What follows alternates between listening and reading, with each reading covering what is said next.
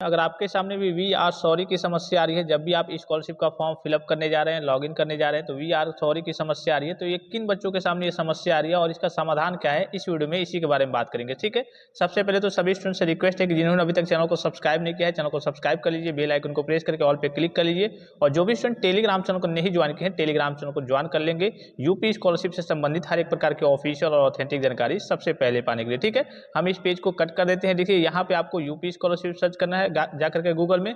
जैसे आप UP scholarship search करेंगे, आपको यूपी स्कॉलरशिप के ऑफिशियल वेबसाइट पे विजिट करना है। उसके बाद से यहाँ पे देखिए एक स्टूडेंट का ऑप्शन दिख जाएगा। इसमें देखिए कई प्रकार के ऑप्शन आपको दिख रहे होंगे। पहला रजिस्ट्रेशन का ऑप्शन दिख रहा होगा, फिर फ्रेश लॉगिन का ऑप्शन दिख रहा होगा, फिर रिन्यूअल लॉगिन का ऑप्शन दिख रहा होगा, और ये जो चौथा ऑप्शन दिख रहा होगा correction for general OBC minority category 2023-24 के जो बच्चे थे उनको अभी कुछ दिन पहले करेक्शन का मौका मिला था, उनके लिए है।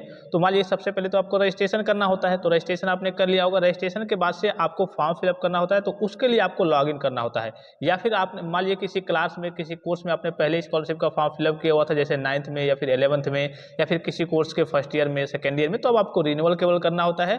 तो जो भी आपको करना होगा, चाहे आपको फ्रेश फॉर्म फिलअप करना होगा, चाहे फ्रेश लॉगिन करना होगा, चाहे रिन्यूअल लॉगिन करना होगा, इस पर थोड़ी देर क्लिक करते किए रहना है। ठीक है, और कहीं साइड में आपको क्लिक कर देना। अगर आप मोबाइल फोन से कर रहे हैं तो फिर आप देखेंगे आपके पास 4 ऑप्शन आएगा। पहला जो ऑप्शन है प्री मैट्रिक स्टूडेंट लॉगिन, ये कक्षा 9-10 के बच्चों के लिए है। दूसरा ऑप्शन कक्षा 11-12 के बच्चों के लिए है, और तीसरा ऑप्शन 9-10 और 11-12 को छोड़ करके उससे ऊपर की आप जो भी पढ़ाई करते हैं, जो भी कोर्स करते हैं, यूजी के, पीजी के, डिप्लोमा के, उनके लिए है। जैसे कह लीजिए BA, BSc, MA, MSc, BCom, MCom, DElEd, ITI, polytechnic, BTech, BTC, BEd, BCA, MCA सभी के लिए है। और चौथा ऑप्शन भी पोस्ट मैट्रिक के बच्चों के लिए है, लेकिन अदर स्टेट के बच्चों के लिए। ठीक है, तो आपका जो भी होगा, जैसे मान लीजिए मैं प्री मैट्रिक का स्टूडेंट हूँ, मैं लॉगिन करना चाहता हूँ, तो यहाँ पे आपको क्लिक करना है। फिर यहाँ पे आपको दिख जाएगा, देखिए 2024-25 दिख जाएगा, और रजिस्ट्रेशन सत्र संख्या, यहाँ पे आपको अपना रजिस्ट्रेशन नंबर फिलअप करना है।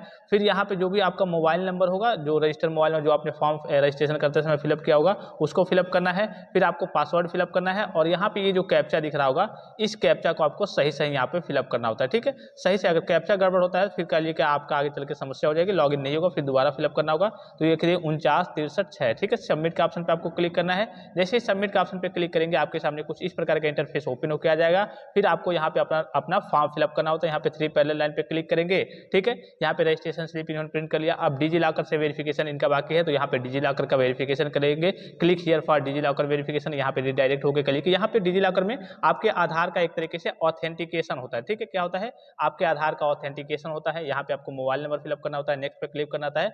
अगर आप पहली बार यहाँ पे विजिट कर रहे हैं, आपके पास अकाउंट वगैरह नहीं है, पहली बार विजिट कर रहे हैं, तो यहाँ पे देखिए do not have an account, अगर अकाउंट नहीं है तो यहाँ पे साइन अप के ऑप्शन पे आपको क्लिक करना है, और नॉर्मल सा एक अकाउंट बनाना है। नॉर्मल से डेटा वगैरह आपसे पूछे जाते हैं, इसके बारे में आपको विशेष करके अलग से वीडियो प्रोवाइड कर दूंगा। तो ये तो हो गई, चलिए लॉगिन इनका हो रहा है।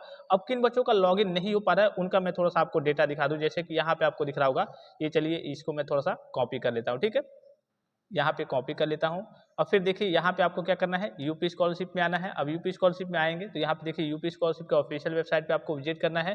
फिर यहाँ पे स्टूडेंट के ऑप्शन में आ रहे हैं, और यहाँ पे देखिए फ्रेश रिन्यूअल, मान लीजिए कि हम रिन्यूअल कैटेगरी के स्टूडेंट्स हैं। ठीक है, चलिए रिन्यूअल पे हमने क्लिक कर दिया। मान लीजिए कि हम कोई कोर्स कर रहे हैं, post matric other than intermediate के स्टूडेंट्स हैं, जो भी आपका होगा। ठीक है, तो उस पर आपको क्लिक कर देना है। उसके बाद से यहाँ पे देखिए 2024-25 के लिए, यानी कि इस बार के लिए है, और यहाँ पे आपका post matric other than intermediate, और प्रीवियस ईयर का आपको रजिस्ट्रेशन नंबर फिलअप करना है। तो चलिए प्रीवियस ईयर का हम रजिस्ट्रेशन नंबर फिलअप कर देते हैं। यहाँ पे डेट ऑफ बर्थ फिलअप कर देते हैं। ठीक है, उसके बाद से यहाँ पे पासवर्ड फिलअप कर देना है, और यहाँ पे आपको ये जो कैप्चा कोड दिख रहा होगा, इसको सही सही फिलअप करना है। ठीक है, 61-19-5। ठीक है, 61-19-5, यहाँ पे सबमिट का ऑप्शन पे क्लिक करना है। जैसे ही सबमिट का ऑप्शन पे क्लिक करेंगे, देखिए इनके सामने इनका लॉगिन करते समय, रिन्यूअल लॉगिन करते समय इस प्रकार की समस्या आ रही है। तो ये समस्या क्यों आ रही है, ये समस्या आपकी ओर से कोई समस्या नहीं है, आपकी ओर से पूरे डेटा अगर सही है, बार बार बच्चे क्या कर रहे हैं, फॉरगेट पासवर्ड या फिर बहुत सारी चीजें कर रहे हैं कि मेरा लॉगिन नहीं हो रहा है और सबका लॉगिन हो रहा है। तो ये आपकी ओर से कोई समस्या नहीं है। जब भी आपका नया नया पोर्टल यहाँ पे यूपी स्कॉलरशिप की साइट पे व्यवस्थित होता है, तो इस पर कई प्रकार की समस्याएं रहती है। कभी कभी 15 दिन, कभी 20 दिन, कभी कभी तो 1 महीने तक ये समस्या चलेगी कि आपका लॉगिन नहीं होगा। अगर आप अपने दोस्तों का भी लॉगिन करके देखेंगे,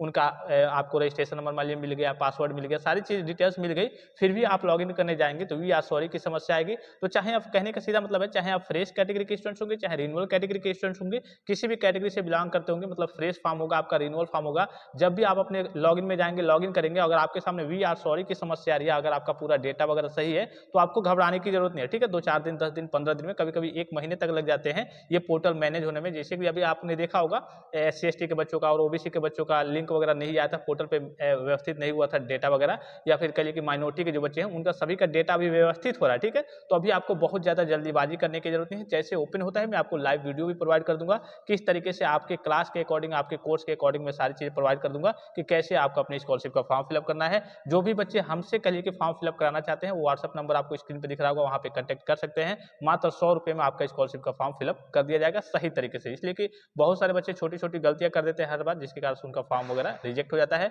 आई होप कि वीडियो आपको इन्फॉर्मेटिव लगा होगा, और भी कोई जानकारी चाहिए तो आप कमेंट बॉक्स में कमेंट करके पूछ सकते हैं। फिलहाल इस वीडियो में इतना, इजाजत दीजिए, धन्यवाद, थैंक्स फॉर वॉचिंग, मिलते हैं नेक्स्ट वीडियो में।